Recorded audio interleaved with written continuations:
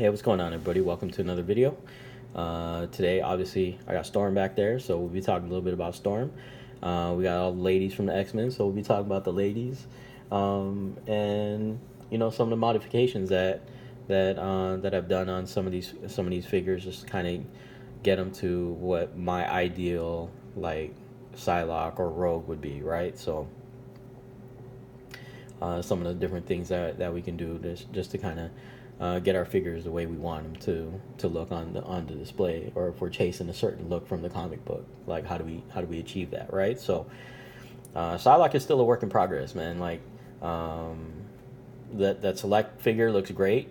It has it's straight out of X-Men number, I think X-Men number 6, where on the cover Sabretooth is just beating the hell out of Wolverine, and then Psylocke's back there with a sword. And I know people were complaining about the yellow pouches, but on the actual cover, she's wearing the yellow pouches. So that's huge. That's a huge shout out to to that cover. If you can recreate that, I think there is a select Sabretooth in that costume as well. So don't know if we have that Wolverine, unmasked Wolverine like that, but at the same time you can recreate that with Marvel Select. So that's really cool, right? So obviously these are legends that we got in front of us, so we'll be talking about that.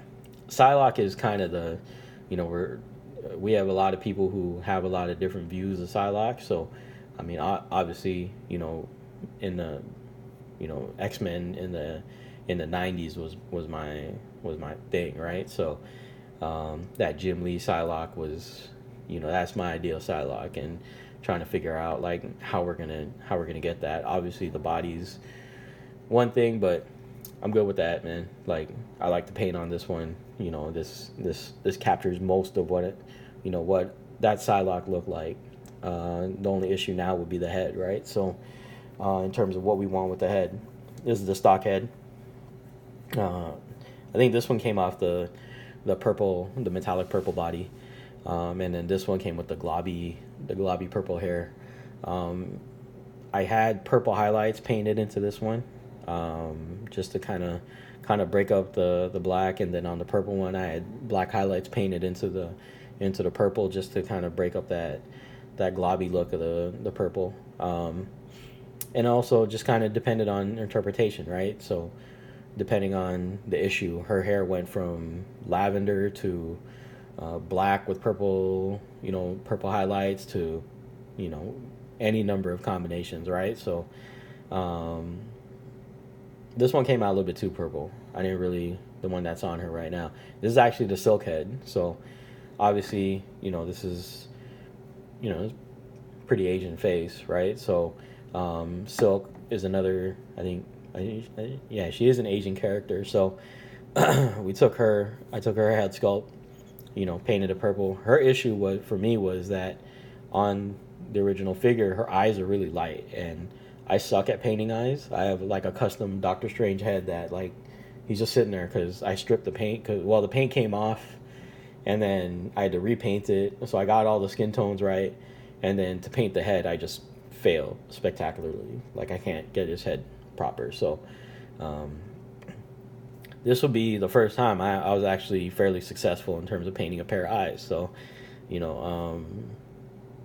I kind of like the look of this. I might actually take this head and put it on the metallic purple body, and she does have a little bit of a passing resemblance, to Olivia Munn. So I might have my Age of Apocalypse Olivia Munn Psylocke running around in the basement, right? So on the display. So we'll see, right? But I just wanted to throw this out there and kind of see what it looked like. The other head that I used that I liked quite a bit was the Elektra Netflix head. So Elodie Young's face sculpt. That one worked out really well. The only issue for me was the ponytail.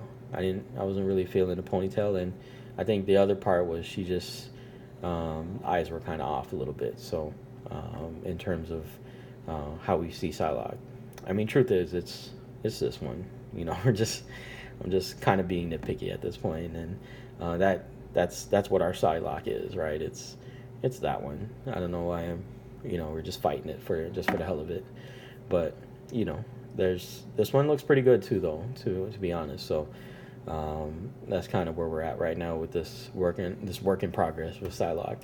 And I mean, if I'll continue looking at that Marvel Select and see what kind of pops up with that one, right? If it comes out that one is if they kind of figure out how to. It looks skinny for the body. That's why I didn't really mess with it. If there's a mod that I can do, like put some putty on the side to kind of fill it out a little bit, then we'll see. We'll try to see what we can do with that one. But for right now, I'm just kind of working with what I got. So we'll go from there.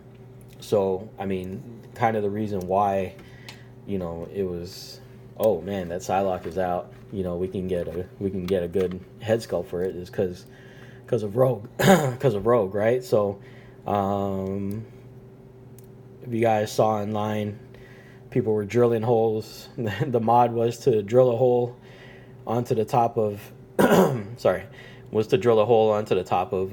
Rogue's head with a screw, so it could sit higher. That way, she had a neck, because what was happening was when you put the head down into the peg, it just, because it's the hole is so deep in there, it would drop all the way down, and her chin would literally touch the top of her chest. So what I did, instead of putting a screw here, was I just filled it with poster putty. There you go. Filled it with poster putty, and then after that, I did widen the hole a little bit with the Dremel, and then so when you put it down, then it stops the head from going all the way down, right? So it's a less permanent way. I still have the other head downstairs. I really like this head, right? Just because you get more articulation because of the hair. Because the hair is kind of flowing, she can look down. And I mean, truthfully, my pose for Rogue is kind of this pose, right? She's just flying through the air, just kind of. She's that hero that kind of didn't want to be a hero, but because she has the power to be a hero, she does that. But otherwise, she would probably just fly around and just kind of live a normal life. And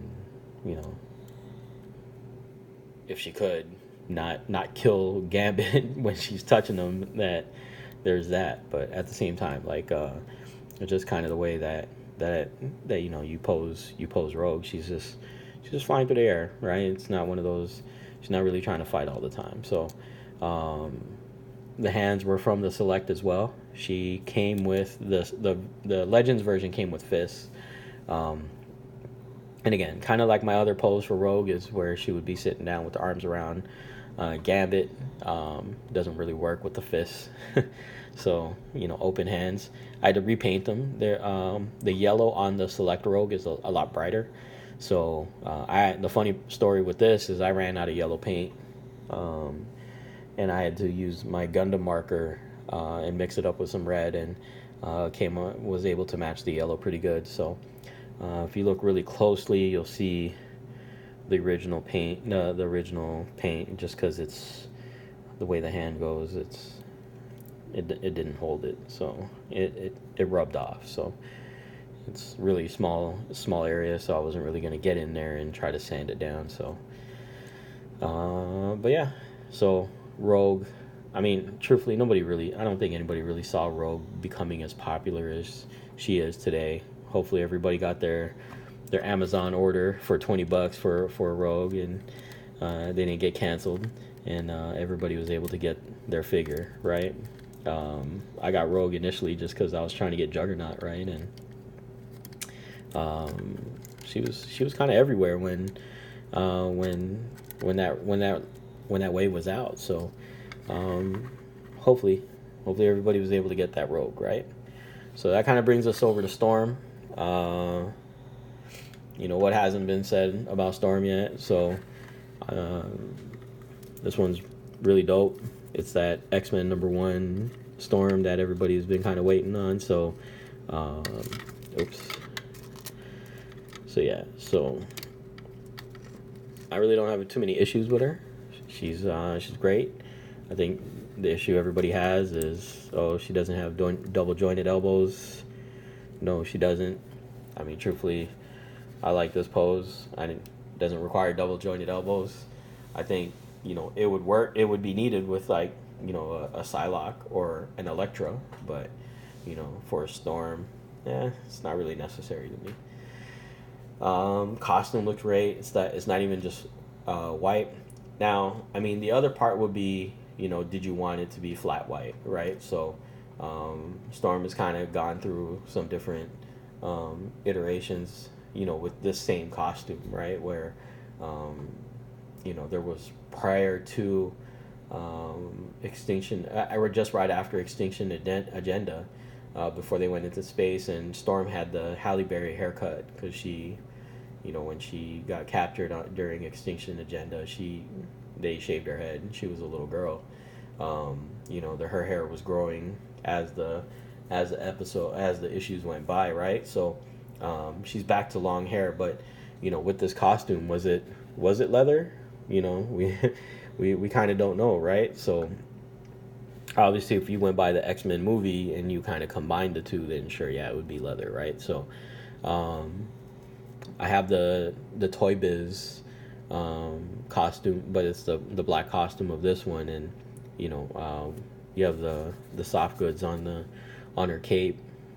I didn't mind the black rubber, only because it didn't wrinkle, right? So because she's kind of been posed in this more open pose, it hasn't wrinkled up on me. But again, if I put it away or whatnot, would it wrinkle up, right? And how would I remove those wrinkles? Probably just put it under some steam or whatnot. Hopefully that takes it away.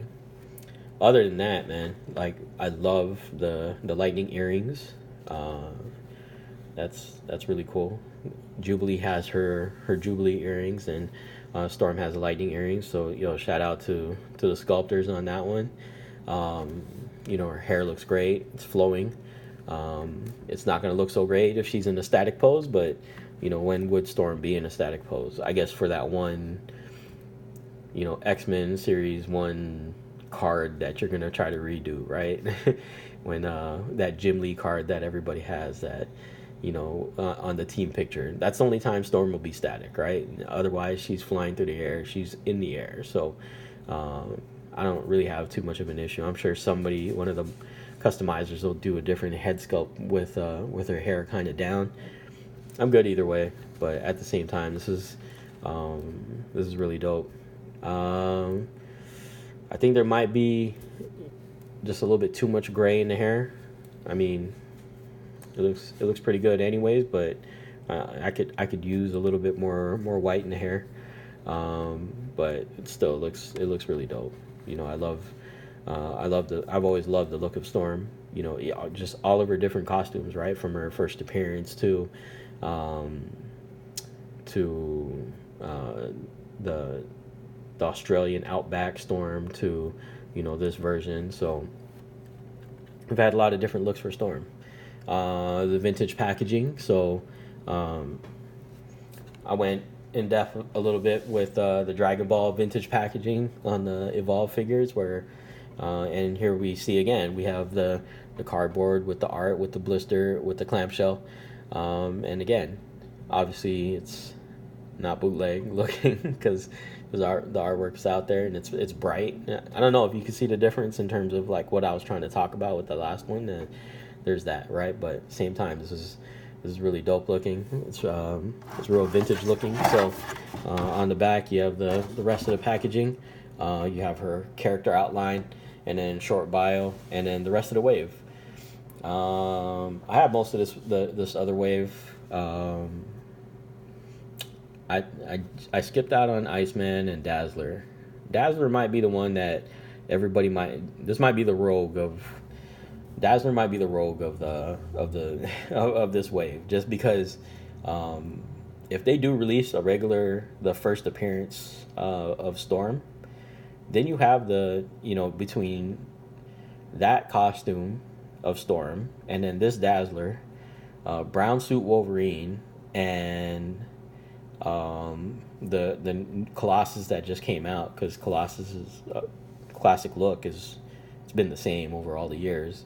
And then Nightcrawler, you have the X-Men video game, right? So you have the original X-Men video game. All we need now is, what was it, Toad? We have Juggernaut.